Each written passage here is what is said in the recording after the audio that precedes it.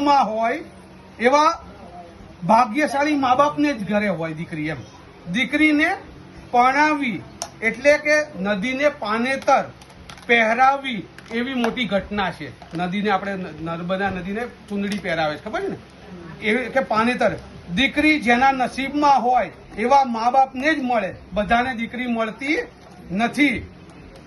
કૃષ્ણ અને રામ ભગવાન છે ને, એમને પણ દીકરી થવાનું સૌભાગ્ય નહોતું મળ્યું. રામ ભગવાનની ઘરે પણ દીકરી નહોતી, 2 દીકરા હતા. કૃષ્ણ ભગવાનને પણ આ સૌભાગ્ય નથી મળ્યું. કદાચ એટલે જ એમને સુદર્શન ચક્ર હાથમાં લેવું પડ્યું હતું કૃષ્ણ ભગવાનને, એટલે જ, કારણ કે એમના ઘરમાં દીકરી નથી ને, અને જે પાપ થઈ રહ્યું હતું ને એના કારણે મને થોડુંક આમ રૂવાટ્યું હતું. તમે રક્તદાન કરો છો, તમે અન્નદાન કરો છો, તમે કોઈ પણ પ્રકારની મોટામાં મોટી સેવાઓ કરો છો, વિદ્યારૂપી તમે જ્ઞાન કરો, તમારામાં જેટલી શક્તિ છે એટલું તમે બધું કરો છો.